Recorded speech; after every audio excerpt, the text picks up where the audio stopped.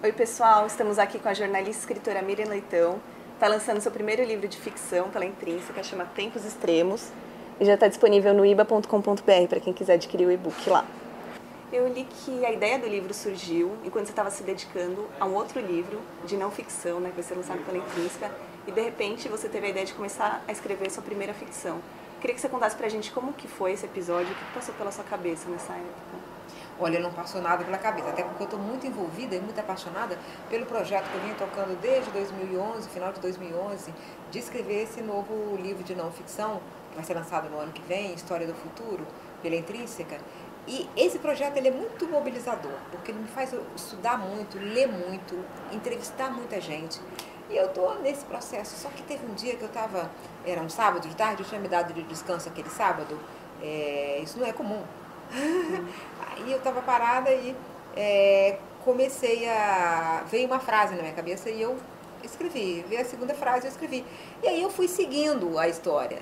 E aí passou por várias etapas de parar e falar, não, o que eu estou fazendo? Ou negar completamente, voltar, ser chamado pelos personagens. Então, e eu vi que era possível tocar as duas trilhas, e com a mesma paixão. Né? Na não ficção, eu estou pensando no futuro do Brasil. E na ficção, eu na verdade estava fazendo um mergulho no passado do Brasil, passados não resolvidos. Então, para mim, fazia sentido. Eu descansava de um no outro, sabe? Até porque a maneira de escrever é completamente diferente. A maneira de escrever um não ficção e a maneira de escrever uma ficção. Eu descobri isso agora. E o seu livro tem um fundo histórico, assim, né? Você, como pano de fundo, aborda temas como a ditadura, a escravidão. Eu queria saber, assim, você sendo jornalista, o fato de você ser jornalista ajudou? Ajudou muito. Na verdade, muita gente acha que o jornalismo atrapalha. Na verdade, há um momento que você tem um conflito íntimo. Né? Porque o treino do jornalista, eu tenho que escrever sobre fatos verificados, eu tenho que registrar, o diálogo tem que ser perfeito, a frase tem que ser como a pessoa declarou, né? Tem todo esse trabalho de checagem.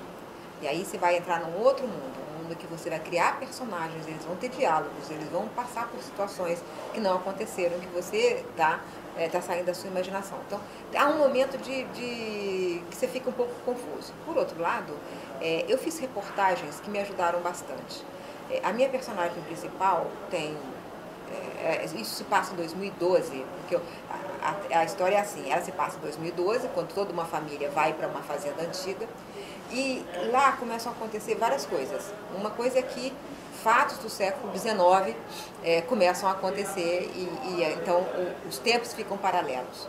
E depois essa família tem uma fratura, uma divisão que vem da ditadura militar dos anos 70, quando um irmão foi para um lado, outro irmão foi para o outro. E essa ferida reaparece e aí novos fatos se revelam disso aí. Então, para fazer isso, eu tive que...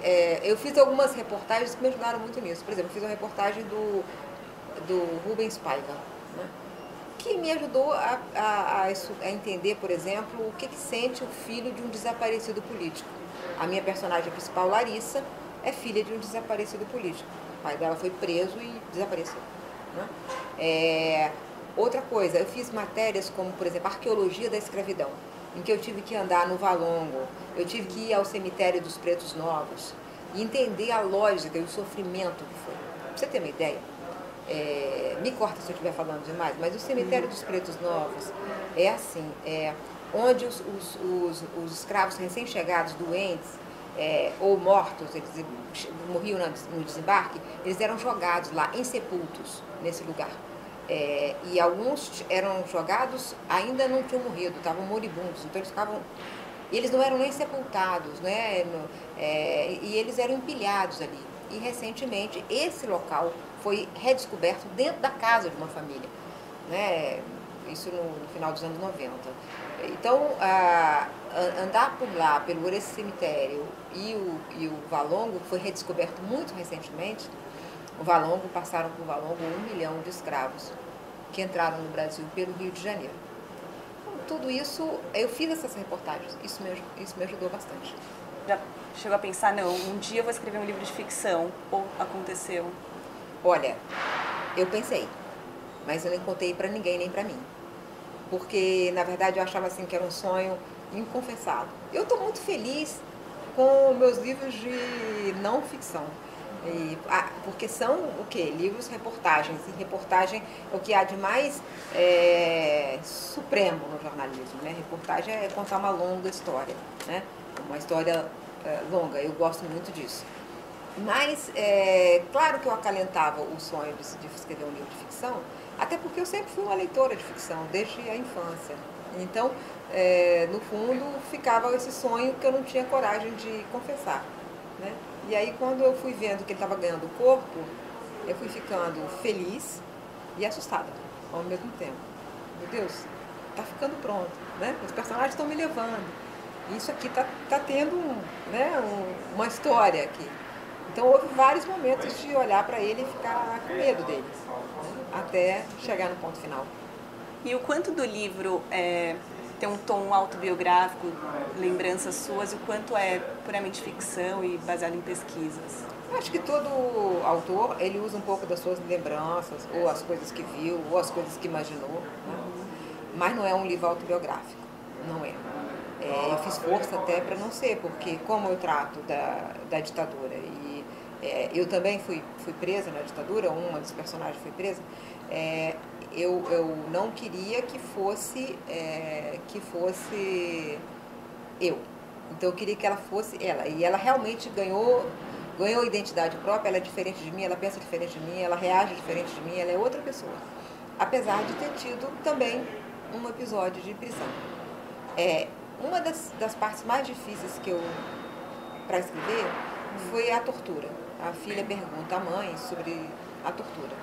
E ela... esse estava muito difícil. Eu resolvi falando de uma coisa que tem coerência com o livro, porque menos do que descrever as atrocidades, porque as pessoas já sabem as atrocidades que aconteciam numa tortura, eu queria falar do sentimento de um torturado, o que ele sente. Então a mãe fala do sentimento,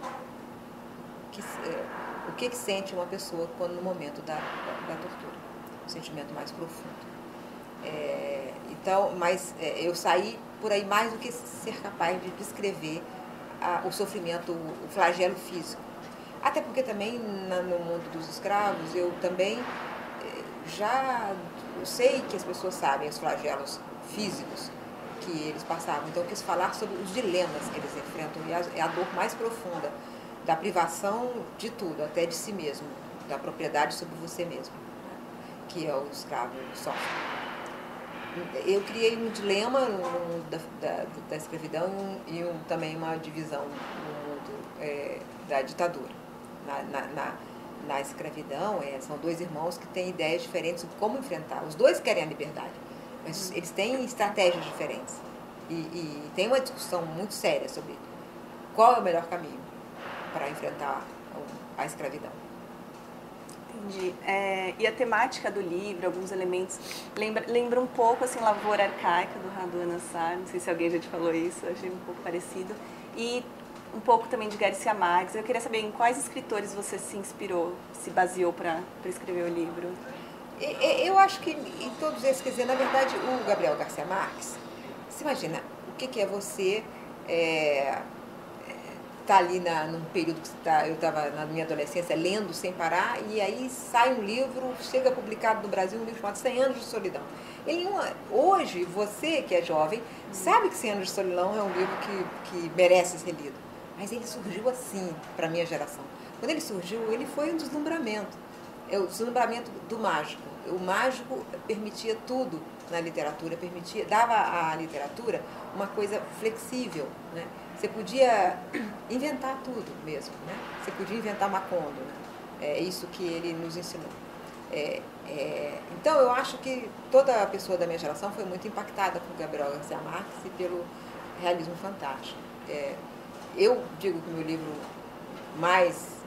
que eu mais me apaixonei na vida toda é Grande Sertão Veredas, mas eu acho que esses autores latino-americanos foram muito fortes na formação da cultura literária da minha geração.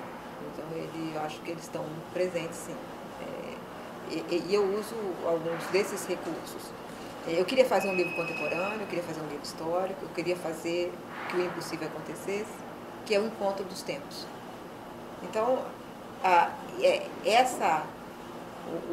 literatura que usa o mágico consegue fazer isso, esse impossível acontecer, esse diálogo. Porque no livro, o passado vem buscar o futuro, vem buscar o presente, para perguntar pelo seu futuro. Né? O futuro do passado já aconteceu para nós. Né?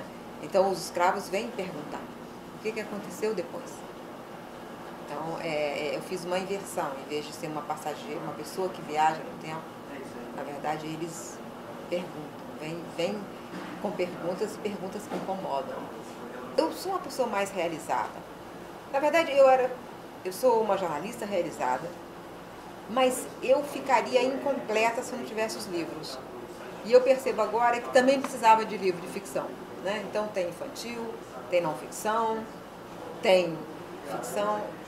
Eu queria ser isso.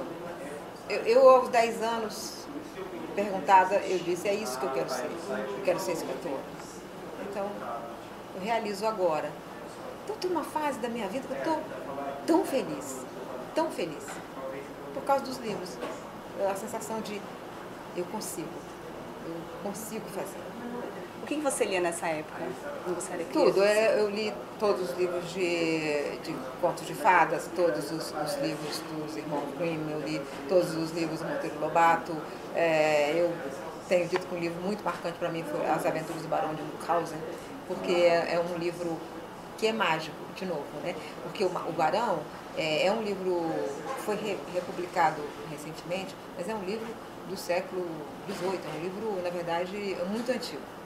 E ele é todo maluco, porque o Barão faz coisas impossíveis. Tudo que acontece com ele é impossível acontecer. Por exemplo, quando ele caiu num pântano, ele se tira do pântano se puxando pelos cabelos. Eu passei a vida inteira falando assim, vou me tirar desse pântano me puxando pelos cabelos, cada vez que eu estava mal. Vou me tirar desse pântano me puxando pelos cabelos. Então eu passei a vida inteira repetindo expressões do Barão.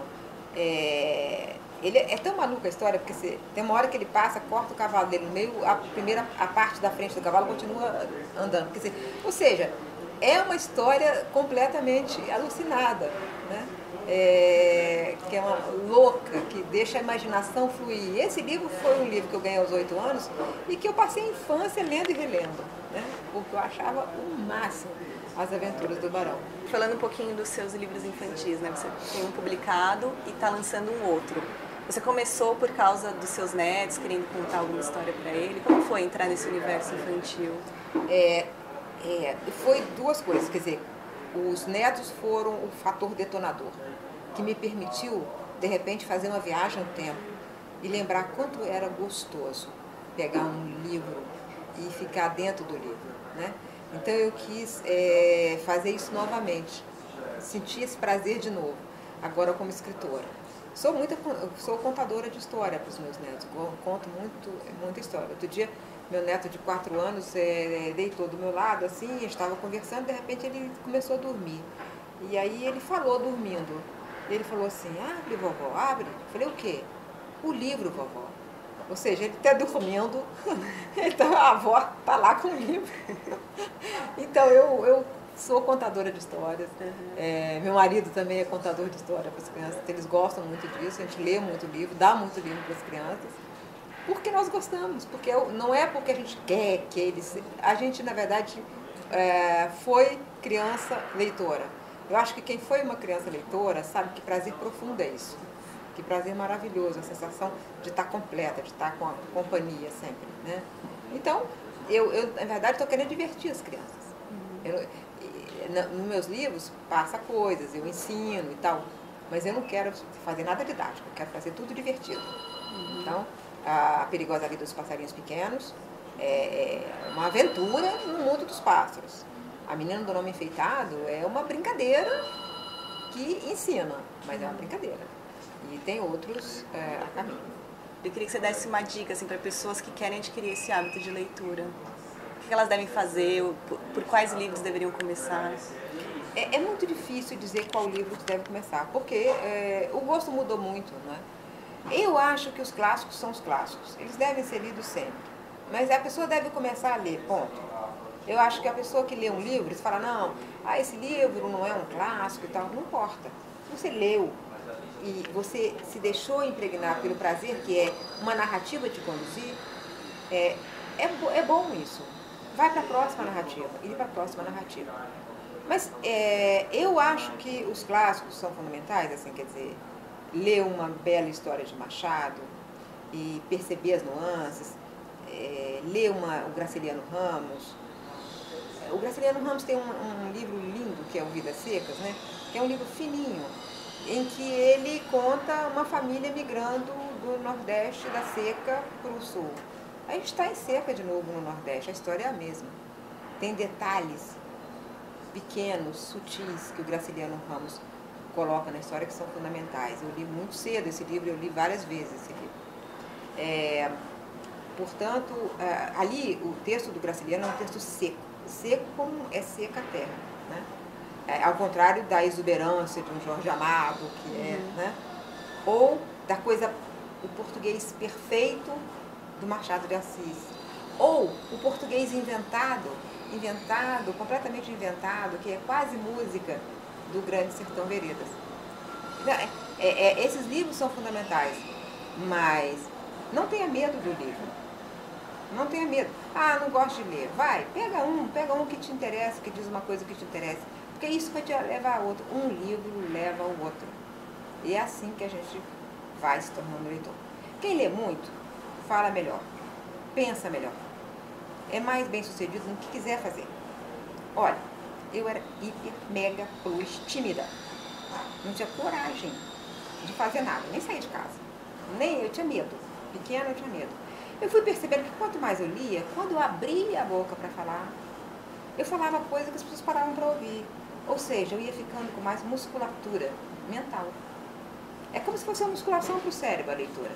Sabe? Pensa assim. E aí, isso vai te levando, vai te fazendo uma pessoa mais capaz de estar em qualquer situação participando da conversa. Então, eu acho isso. Eu acho a leitura o prazer pelo prazer, né? Eu acho, por exemplo, a leitura de poesias uma coisa boa, linda, né? Eu leio muita poesia. Mas, não sei, não daria dicas de livros. Eu amo todos esses. Depende do gosto de cada um. E depende do gosto de cada um. Não existe, assim, um livro feio. Esse livro é de menor qualidade. Não, um livro vai te levar a um outro, que vai te levar a um outro. De repente você está lendo leituras que são consideradas mais sofisticadas e que você vai ter um enorme prazer. Tá ótimo. Bom, quem quiser, o livro Tempos Extremos está lá no IBA disponível, assim como os outros livros da Miriam. E é isso, Miriam, muito obrigada pela entrevista. Eu que agradeço você me permitir isso, eu agradeço ao pessoal do IBA ter me ouvido.